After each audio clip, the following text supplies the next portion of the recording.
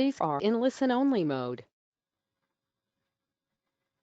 Good afternoon, ladies and gentlemen, and welcome to our webinar titled the City and Guilds Hair and Beauty Apprenticeship Support and Guidance webinar during this COVID pandemic we have.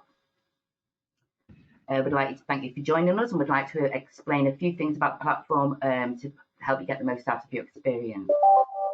So all viewers are in listen-only mode. However, to engage with the webinar, please use the on-screen panel. You can use a question or the chat tabs to engage with us there. And we expect the webinar to be very busy, very popular, but our team will do the best to answer as many questions and queries as we can on this webinar tonight. After the webinar, we will be providing you with a recording of the slides, and a frequently asked questions document will follow as well. So moving on. Today's agenda. This is what we'll be covering. Sorry, Sarah, I can't see the slides. Is anybody having the same problem, or is that just me? Yeah, I've just texted you, Sarah. Oh, there we go now. Right. Thank you. Okay. So we'll start again then. I'll just start with the agenda. So today's agenda is going to look at an EPA joint statement, preparing the apprentices for endpoint assessment success. We'll look at the apprenticeship frameworks with the latest updates and hair barbering and beauty MVQs.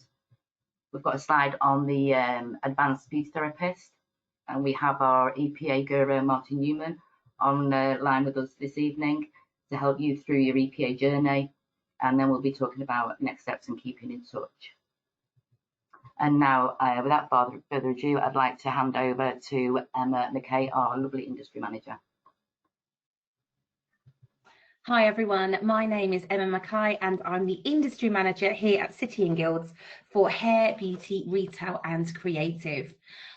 Just going to draw your attention and take you back to April when we announced our joint and collaborative statement from endpoint assessment organisations within the hairdressing, barbering and beauty therapy services sector.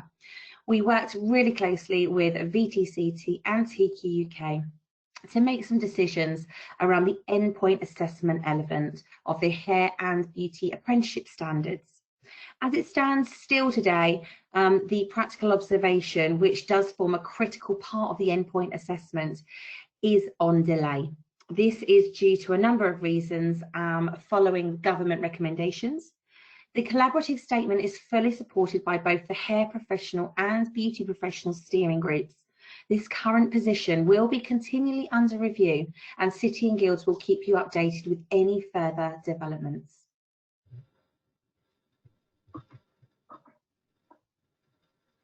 So, how are we keeping you prepared?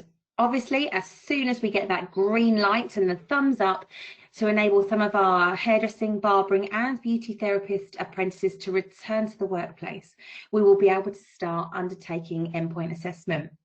So we've been busy here at City and Guilds working on ways to support you once again the green light shows, and we've got some new web pages. These web pages are based around how to prepare your apprentices for endpoint assessment success. During the webinar, we'll be talking about lots of ways you can access additional support. Some of the support is on our COVID-19 specific pages. But on these particular pages, you'll be able to tune in and see how to prepare for your learners to apprentices to pass first time, showcasing some best practice. We'll be explaining to you who your dedicated support teams are.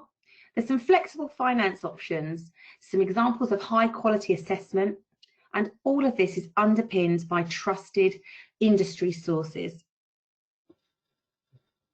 So a quick update for me around frameworks, so apprenticeship frameworks. So in England, where are we? The Education and Skills Funding Agency confirms that apprenticeships will officially move from frameworks to standards by 2020. It's been confirmed that the last date for new starts on all remaining live apprenticeship frameworks will remain to be the 31st of July 2020. Therefore, all apprenticeship new starts from the 1st of August 2020 will be on the new employer-designed standards. Frameworks will continue, however, in Scotland, Wales and Northern Ireland.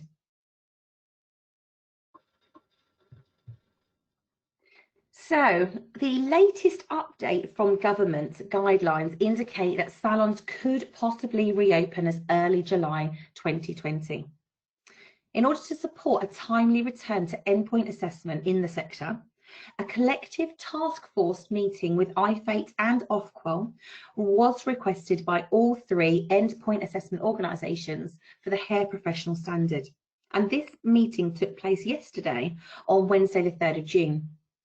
The focus of this group was to reflect on sector-specific government guidance and safe working practices alongside the current assessment plan, to determine any dispensations that may be required to enable safe and fair assessment opportunities to apprentices without causing further delays. Therefore, we're continuing to work closely with all awarding organisations, endpoint assessment organisations, regulatory bodies, sector bodies in the sector around endpoint assessment dispensations and any NVQ assessment mitigations for those learners impacted by the Covid-19 Summer 20 achievements that we may be able to apply.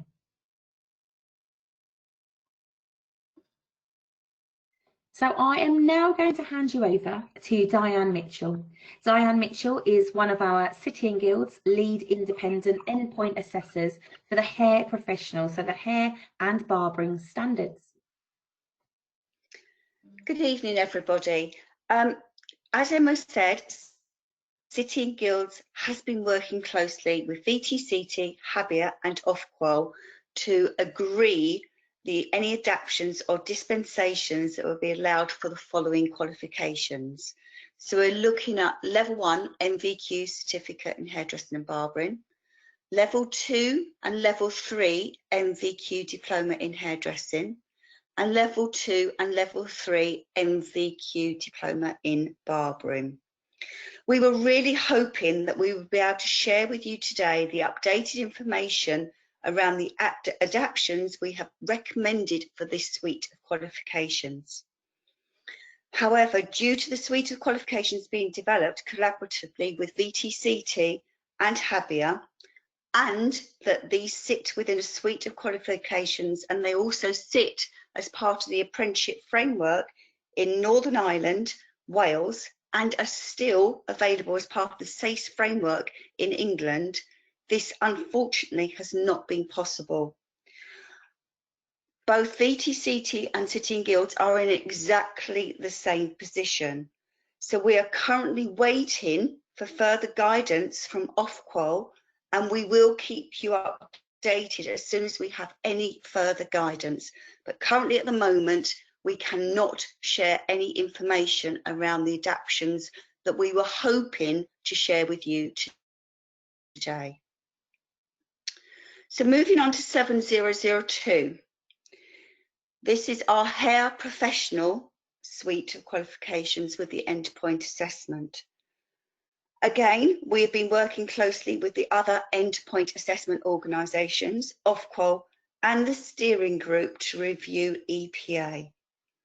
As Emma said, we had a formal meeting with everybody yesterday to try and bring to the table the changes that we felt would be appropriate for the endpoint assessment.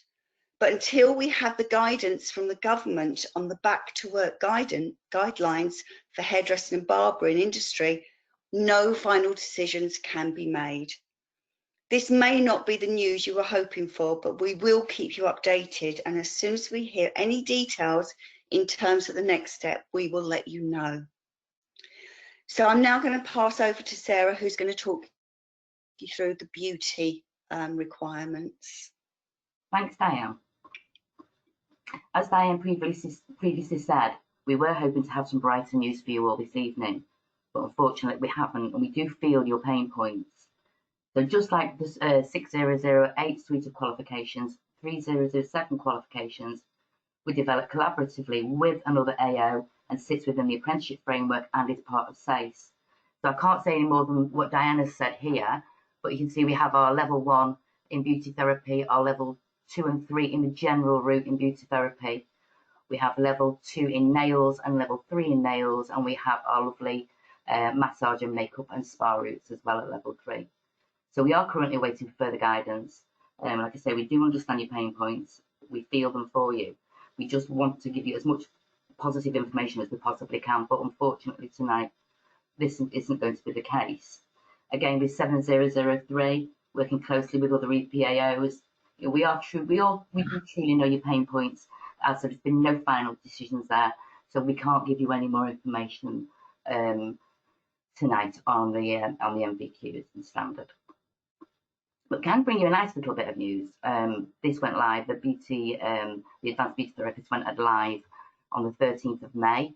So this is quite a nice little qualification that's just come out. So it's including, I think it's maximum of £8,000 is the funding. It's for advanced beauty therapists or senior therapists or head therapists, which are sought after in the industry. And the purpose of this standard really is to give or to provide bespoke and advanced treatments from manual therapies and technical therapies for the face and body. So again, I'll move on from that, and I'm now going to introduce you to our lovely Martin Newman from our EPA team. Martin. Thanks, Sarah, and good evening, everyone. Thank you very much for taking the time to join the webinar this evening. My name is Martin Newman, and I'm an EPA Partnership Manager at City and Guilds. Next slide, please. Thank you. So keeping you up to date with COVID-19 dispensations, where you actually find all of the information, you can actually use the link at the bottom there. But essentially speaking, when you go onto the cityandguilds.com webpage, right on the very front, sort of staring you in the face, is a blue paneled section with COVID-19, and you click on that particular link, and then it'll take you through to an area on the website where we are currently collating all of the information, which is actually changing on an extremely rapid basis at the moment, as we're all the endpoint assessment organisations are all pushing to try and get these dispensations agreed, as Diane, Emma and Sarah have said. But you will be able to find functional skills updates, and that obviously relates to the recent announcement of predicted grades for functional skills for any learners that were due to achieve between 20th of March and the end of July. So you can find all of the guidance there around how to submit the predicted grades. All of the qualification updates are all on there as well. And again, I would urge you to check them regularly, because they are actually being changed and updated on a regular basis. Digital and e-learning free resources, and they are free. City and Guilds has been offering this out to centres, which is absolutely fantastic to help with continued distance learning and learner engagement, and it's been working extremely well. There is a simple form at the bottom of that particular web page, and if you haven't already done so, I would urge you to complete that, so you can obviously access all of the materials that are freely available at the moment. And of course, really importantly at the moment, all support and contact numbers can also be found there for the various teams that you would need to go to with any queries that you may have. And as I say, for ease of reference, there's a link at the bottom there for you. Gateway and use of digital signatures. Now, this is a change because obviously when it comes to gateway and declarations and things, traditionally speaking, in the pre-COVID world, it was normally a wet signature that we would require. Digital signatures on declaration authenticity documentation is allowed, and we will also accept a typed in signature of the learner's name only. The employer and training provider digital signatures must be provided. If it's not possible to get a digital signature for whatever reason, and we do understand that everyone's in a situation that could be unique to themselves, we'll accept a letter from the apprentice's employer stating that the learner is able to go through Gateway. And as it says there, this must be stated in the email and include the employer's email signature. And again, a useful link there that will take you to the guidance document that you can refer to. So thanks very much. If you could just move on to that. Yeah, delivering evolved tests remotely. So this again is a dispensation that's been agreed. But it can only be used to undertake the evolved knowledge tests for EPA, and as it says, not the diploma evolved examinations. Examinations are, need to be invigilated on a one-to-one basis. There is that 5-day booking window or a lag between when you can book in evolved tests and be able to sit it for the EPA knowledge tests. As I'm sure you're all more familiar, when you normally do an evolved test, they are on demand. However, the knowledge tests for endpoint assessment, there is a 5-day lag between booking it and when you can actually sit that test. Invigilators obviously must be fully trained, and the delivery platforms must allow the invigilator to be able to view the candidate and their environment and their computer, laptop screens at all time during the test. And there are some really nice pictorial things that you can refer to, which we show you shortly, that actually will make it easier. Apologies in advance for any background noise of my dog. And tests must be taken under exam conditions. Remote invigilated evolved tests will be delivered through a web-based application requiring no installation. So traditionally speaking, evolved tests are hosted and delivered on a secure assess platform, which requires software to be installed. The solution that we've come up with is a web-based delivery, so there is no requirement to download any software onto a candidate computer. And a technical guidance on how to guide, again, is on the right-hand side in the blue hexagon. Next slide, please. So equipment required for delivery, and again, that shows the image I was referring to a moment ago in terms of what the invigilator needs to see. There is a template checklist which needs to be completed by the invigilator during the event, and as you can see, it must be stored for 6 months after the event for auditing purposes. The Evolver exam will be booked on Wall Garden, and a ULN link will be created and sent to the learner, so obviously they can sit the test. At the moment, your access to the web-based delivery platform is either LogMe and GoToMeeting or Cisco WebEx. We are aware that there are a number of other delivery platforms which we are exploring. However, these are the 2 delivery platforms that need to be used at the moment. And then on the right-hand side of the screen, you can see the specifications really for the laptop or the computer that the learner is using, with the screen resolution and the version of Windows and so on and so forth listed there.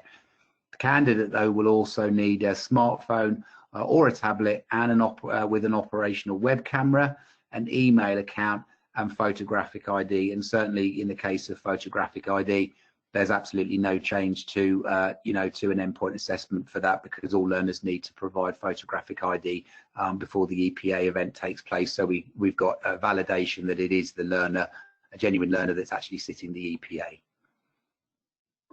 Next slide, please.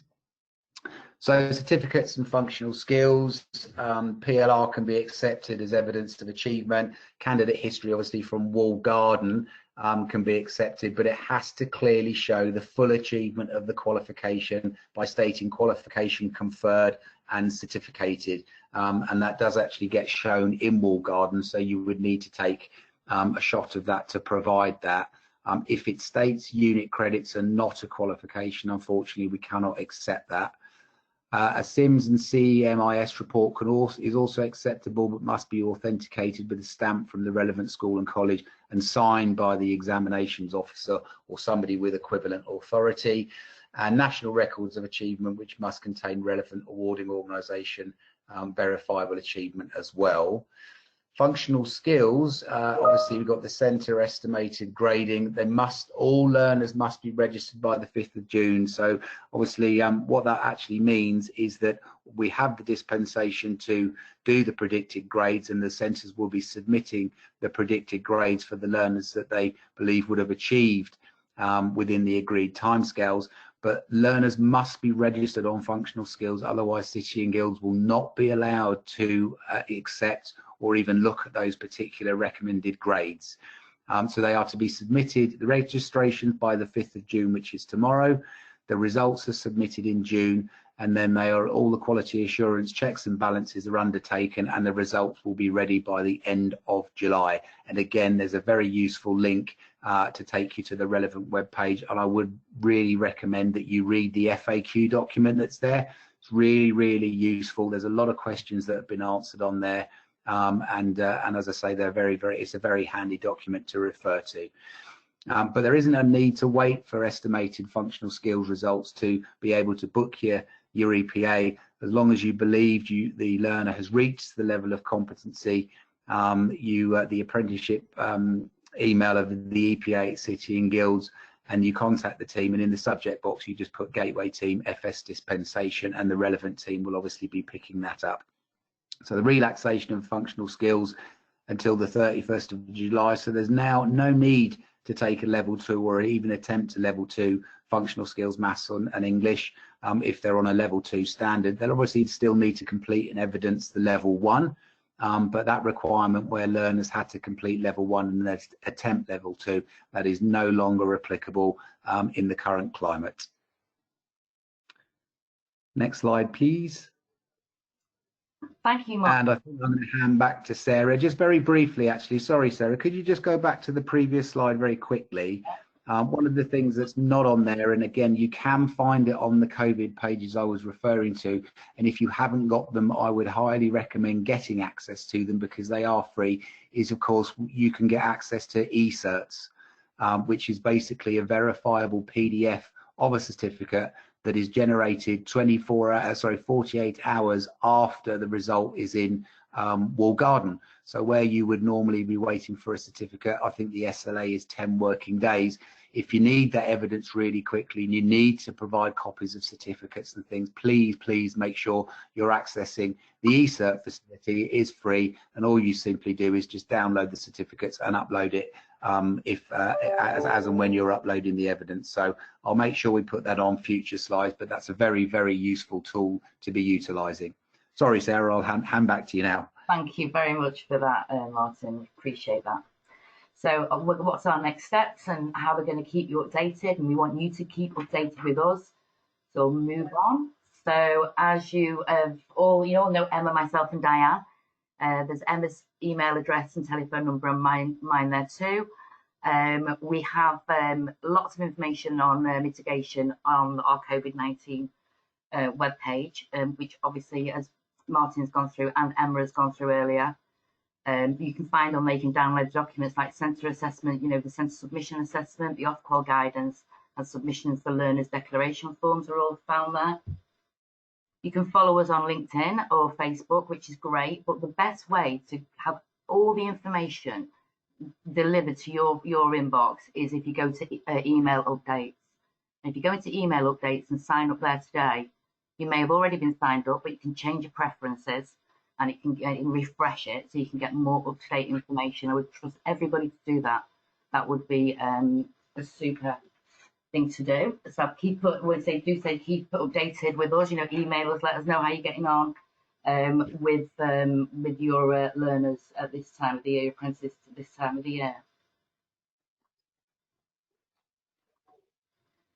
Now, we would like to say thank you. As we've come to the end of the webinar, we'd like to say thank you. As the girls and Martin have said, we've been working really hard with EPAOs and off-qual and steering groups to get this the endpoint assessment and the MVQ sorted and ready for you, giving you fresh, exciting information. But unfortunately, we have to wait for guidance from the government on the back to work guidelines for our industry. So it may not be the news you wanted, and we did want to bring you a bright, cheery news. It may not be the news you wanted, but watch this space. We're pushing for you, we're working for you. We know your pain points, and we're doing everything we can to get this sorted for you as soon as possible. It just leaves me to say thank you on behalf of Emma, Diane, Martin, and myself. Thank you for sharing your evening with us tonight.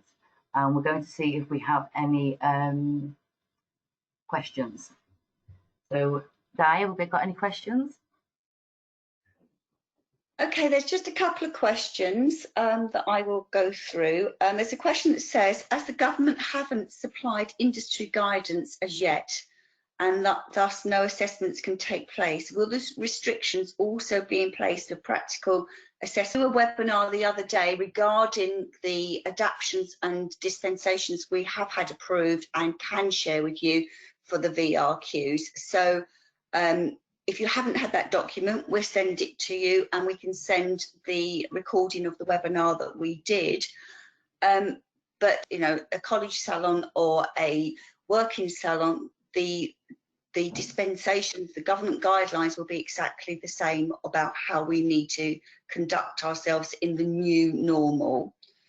There's another question regarding learners are due to finish in Wales by the 16th of June. Will we have more information by this date? I really hope so, but as I say, our hands are tied at the moment. We are waiting for Ofqual, we're waiting for other industries, other professional bodies to be able to give us the green light.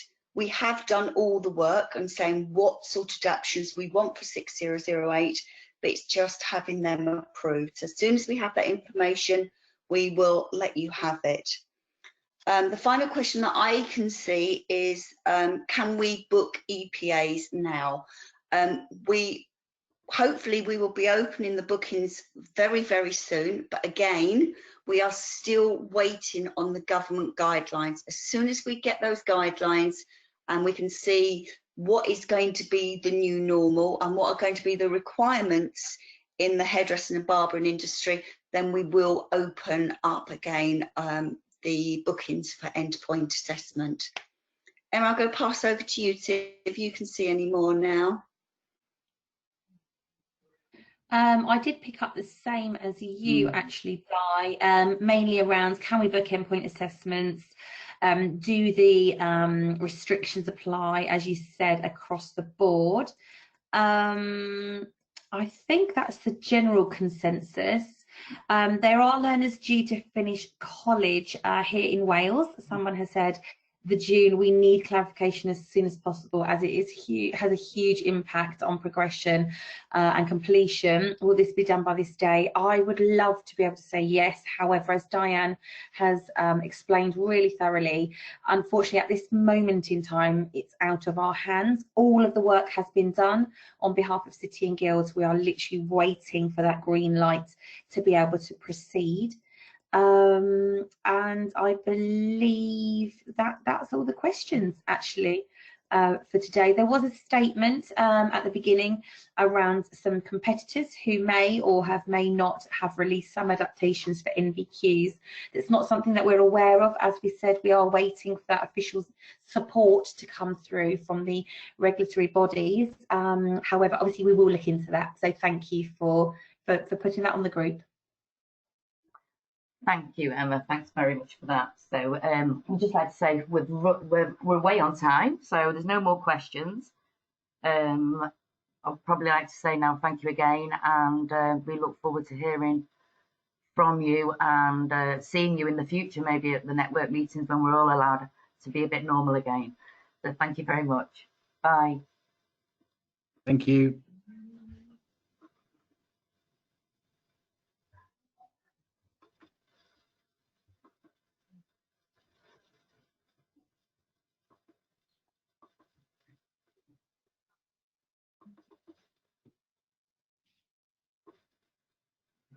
Hi guys, shall I pop in a quick? Good idea. Okay, thank you. Bye.